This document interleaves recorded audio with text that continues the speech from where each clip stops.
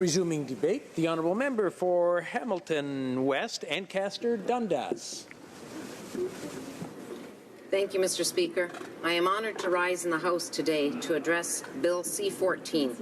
This bill is a response to the Supreme Court of Canada's unanimous ruling in the case of Carter versus Canada. The Supreme Court mandated that the Government of Canada create a framework for the provision of medical assistance in dying within a year of the ruling. That time elapsed on February 6, 2016, and an extension was granted until June 6, 2016. The Supreme Court gave our government a short time in which to study this challenging and historic issue. I have listened to constituents who have argued passionately on both sides of this debate. I have struggled with the moral and ethical implications of this legislation. I understand that this is an emotionally charged and challenging topic. Civilized societies have always recognized the sanctity of life. Countries around the world have legislated against the taking of another person's life. Historically, the taking of life has been considered to be the worst of crimes. The issue of medical assistance in dying poses a complex challenge to all Canadians because it brings together several different and difficult issues. There are questions of charter rights and personal freedoms. There are questions of protecting the vulnerable and responding to those who are enduring intolerable pain.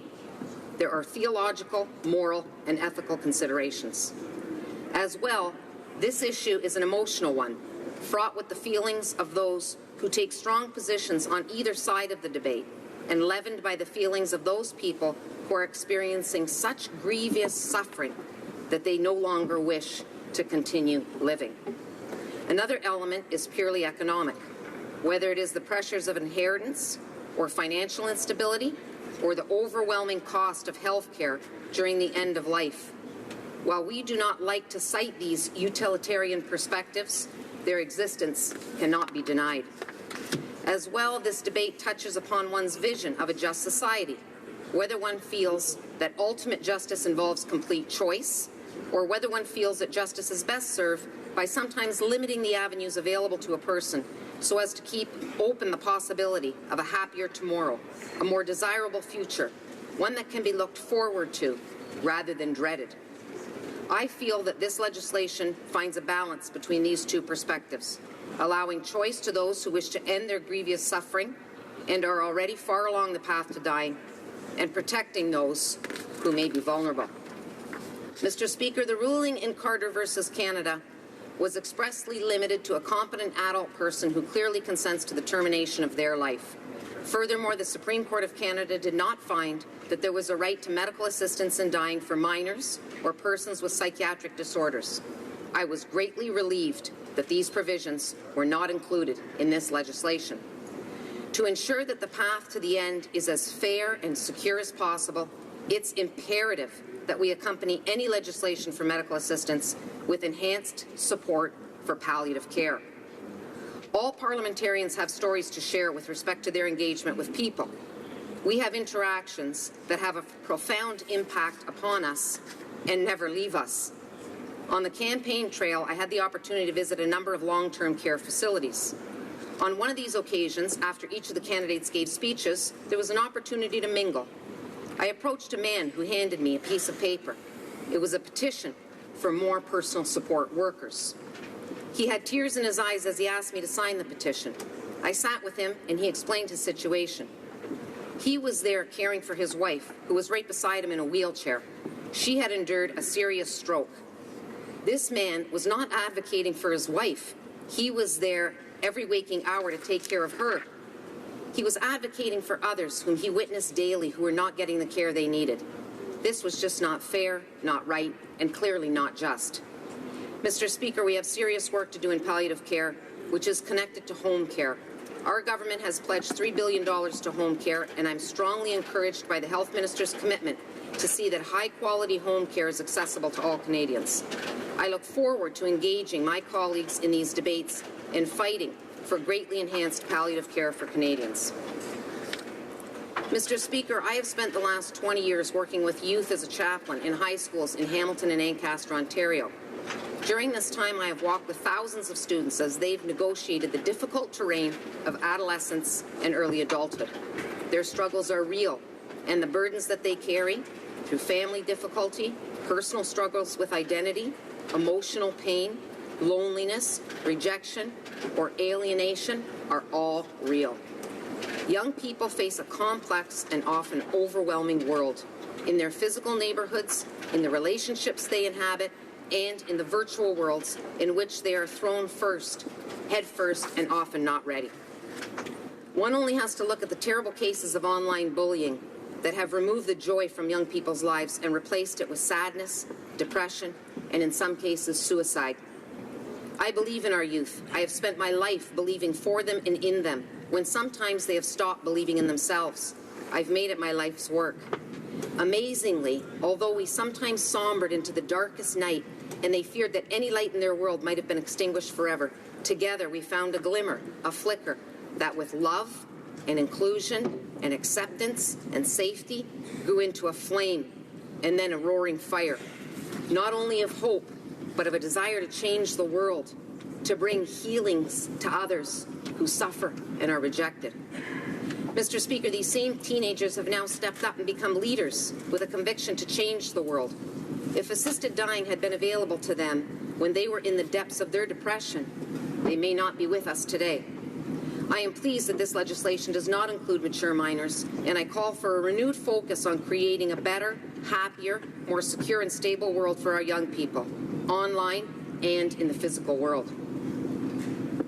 I have debated the morality of the question of medical assistance in dying. There are many who believe that in good conscience they can't support assisted dying. For those who feel this way, I wish to address the issue of conscience.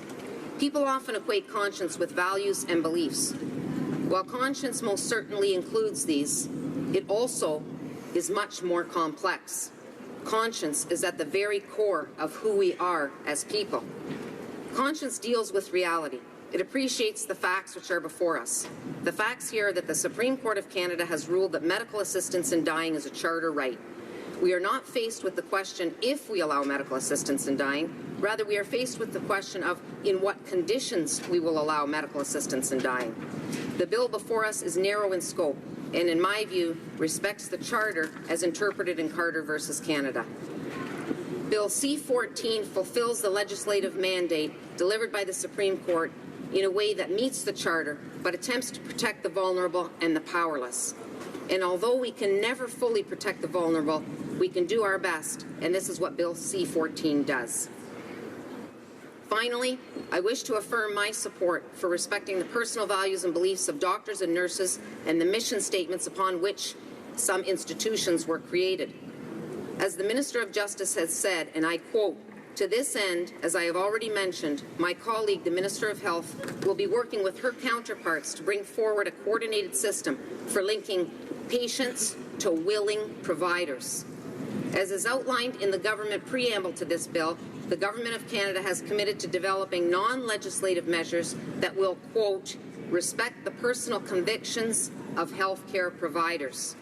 And as the Minister of Health has indicated, quote, "practitioners will have the right to choose as their conscience dictates." I will continue to fight for the protection of the rights of morally objecting physicians and institutions while ensuring access for patients to their charter rights. Mr. Speaker, in light of all these arguments, I stand in this House today in support of this fair and thoughtful legislation. Thank you. Questions and comments? The Honourable Member for Sherwood Park, Fort Saskatchewan. Merci, Monsieur le Président. Thank you, Mr. Speaker. With this bill, someone can go to a doctor and ask for physician-assisted suicide. And if the doctor refuses because the person doesn't fulfill the conditions, then this person can go and ask for the same assistance of other doctors. Does the member agree with the practice of going from doctor to doctor? Hamilton West, Ancaster, Dundas. Mr. Speaker, I thank the honourable member for the question. And as I have indicated, that I will always respect the conscience right of doctors. And I think here what we're speaking about, as the Minister of Health and the Minister of Justice have both confirmed, what we're speaking here really about is the issue of accessibility. And in this legislation, we have made it clear, and the comments from both ministers, that accessibility is an important issue, and we will ensure that our consultations with the provincial and territorial partners will provide accessibility that will be open to all Canadians who wish to pursue medical assistance in dying. In Canada, we have approximately 77,000 physicians, and we have over 360,000 registered nurses.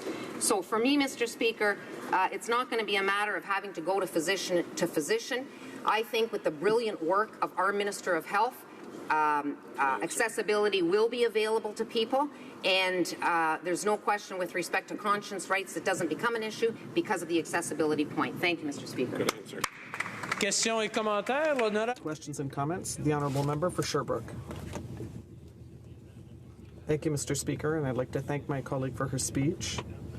And I was wondering if, like her colleague earlier, she believes that this bill doesn't go far enough, and if she has concerns with regard to the respect of the Carter decision handed down by the Supreme Court.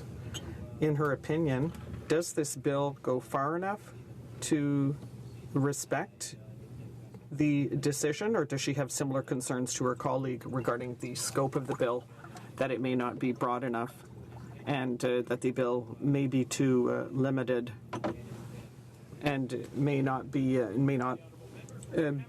compatible with the ruling? Mr. Speaker, I thank the honourable member for the question, and my response to that, as I made clear in my speech, is that I think that this bill does go far enough with respect to the Carter versus Canada decision. I expressed concern with respect to one area was the minors and psychiatric care, and I'm glad to see that the legislation does not include minors and psychiatric disorders. And that stems, Mr. Speaker, from my work with youth. I've worked with youth over the past 20 years, as I've indicated, and I've seen them struggle through very difficult times. I've been with them in their darkest days. And those same youth, Mr. Speaker, I've taken to the Dominican Republic on mission trips, and I've seen how that experience with working with the poor has turned their lives around. My focus, Mr. Speaker, would be on ensuring that youth receive the support they want, and that those that are at the end of their life through palliative care also receive the support that they are in need of and deserve. Thank you, Mr. Speaker.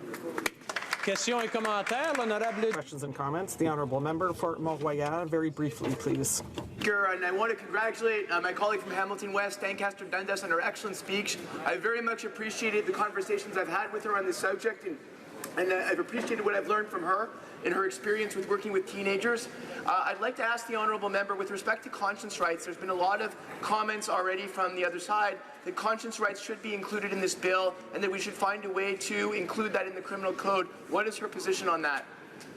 The honourable member for Ancaster West, Dundas, in 45 seconds or less. Thank you, Mr. Speaker, and thanks to the honourable member for that question. As I've indicated, my belief is that the conscience right of physicians and practitioners will be protected, and those are based on the assurances that we have been given both by the Minister of Justice and the Minister of Health. The other issue that I would like to raise with respect to that is I'm cautious about introducing into legislation any restrictions or precedents with respect to conscience rights, because I think that sets a very dangerous precedent. Thank you, Mr. Speaker.